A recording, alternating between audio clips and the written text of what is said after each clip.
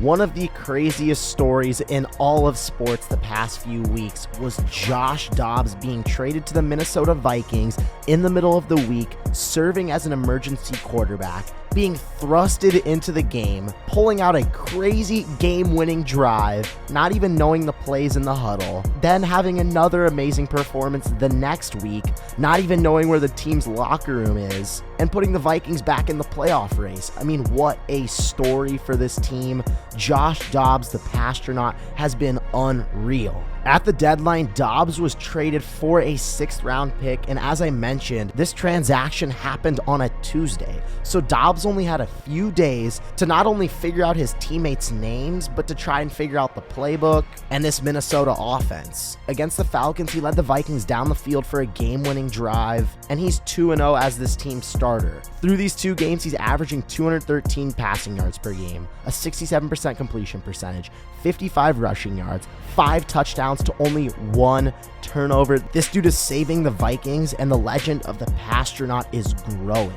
But let's just talk about how good this Vikings team has been in general. Everyone thought their season was over. Once Kirk Cousins tore his Achilles, they didn't have Justin Jefferson. He was on the IR, but they've won 5 games without Jefferson, and this defense has quietly been one of the best units in all of football since week 3. Since the 3rd week of the season, this Vikings defense is number 4 in points allowed per game, number 5 in defensive efficiency, number 5 in defensive EPA, tied for 5th in takeaways, and number 7 in yards per game. Shout out Brian Flores. He has done an amazing job of turning around this defense. Last year, the Vikings were so good on the offensive side of the ball. For goodness sakes, they won 13 ball games, but their defense couldn't get it done to save their life.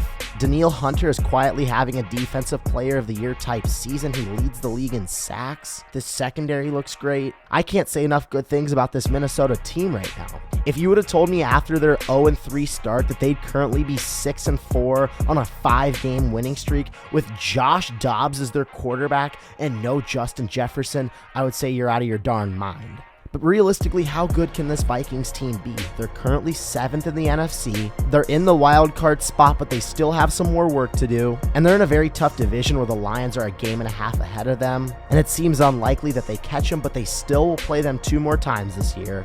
But I absolutely think the Vikings could not only make a wild card spot, but could win a 1st-round playoff game.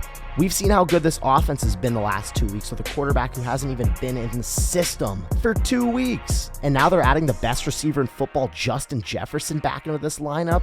That's a great recipe for success right there. And you look at this defense, if they can continue to keep it up, the Vikings might be top 10 in offense and defense in this second half of the season. Now on their schedule, they have some very winnable games. Denver's been hot recently, but they go on the road at Denver on Sunday Night Football. They still have the Bears. They play Vegas on the road, and they'll play a pretty mediocre Green Bay team. But besides that, they go on the road at Cincinnati, and they play Detroit twice. So I definitely think this team could still win 4 or 5 more ball games and be a 10-win football team.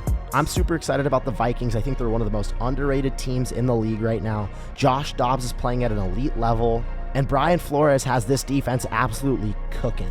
So don't sleep on the Vikings to not only make the playoffs, but to potentially win a playoff game.